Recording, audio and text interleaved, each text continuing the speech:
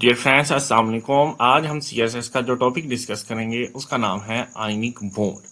जैसा कि हमने पढ़ा कि एटॉमिक बॉन्ड के अंदर या केमिकल बॉन्ड के अंदर हर एटम स्टेबल होने की कोशिश करता है और वो डुप्लेट या ऑक्टेट रूल को फॉलो करता है। यानी वो अपने वैलेंस शेल के अंदर जो 2 इलेक्ट्रॉन या 8 इलेक्ट्रॉन को मुकम्मल करने की कोशिश करता है।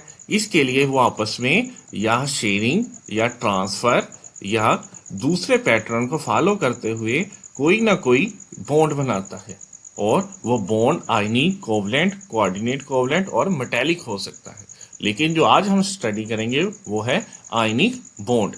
आयनिक बॉन्ड के अंदर एक एटम जो अपना इलेक्ट्रॉन है, वैलेंस शेल का इलेक्ट्रॉन, वो मुकम्मल यानी कंप्लीटली ट्रांसफर कर लेता है, completely transfer to another atom. तो इसकी वजह से दूसरा एटम जो है वो मुकम्मल तौर पर स्टेबल हो जाता है और एक किस्म का बॉन्ड मारते वजूद में आता है। उसका नाम आयनिक बॉन्ड है। For example, sodium and chlorine. Sodium and chlorine. Sodium का एटॉमिक नंबर 11 है और उसके फर्स्ट शेल के अंदर 2 इलेक्ट्रॉन आएंगे, सेकंड के अंदर 8 आएंगे और लास्ट वाले के अंदर 1 बच जाएगा। जबकि क्लोरीन का एटॉमिक नंबर 17 है। उसके फर्स्ट शेल के अंदर 2 इलेक्ट्रॉन आएंगे, सेकंड के अंदर 8 आएंगे और लास्ट शेल के अंदर 7 इलेक्ट्रॉन आएंगे।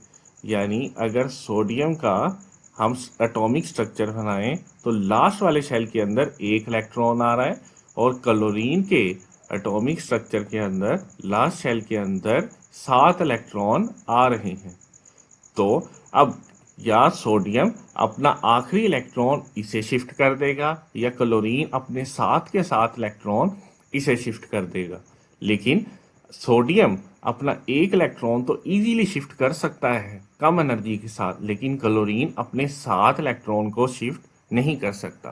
तो होगा यूं कि सोडियम और क्लोरीन आपस में एक दूसरे के साथ एक बॉन्डिंग बनाएंगे और सोडियम जो अपना वैलेंस इलेक्ट्रॉन है वो शिफ्ट कर देगा क्लोरीन को और क्लोरीन के वैलेंस शेल के अंदर 8 इलेक्ट्रॉन मुकम्मल हो जाएंगे।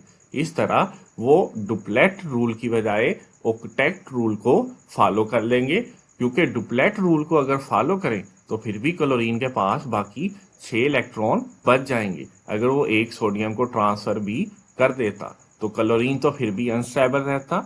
लेकिन अगर ऑक्टेट रूल को फॉलो करें यानी क्लोरीन अपना 1 इलेक्ट्रॉन दे दें तो सोडियम के पास भी 8 इलेक्ट्रॉन हो जाएंगे और इस तरह NaCl सोडियम क्लोराइड मिलके एक मुकम्मल बॉन्डिंग बनाएगा और वो बॉन्डिंग आयनिक बॉन्डिंग कहलाएगी, जिसके अंदर एक एटम अपना इलेक्ट्रॉन मुकम्मल ट्रांसफर कर देता है दूसरे एटम को।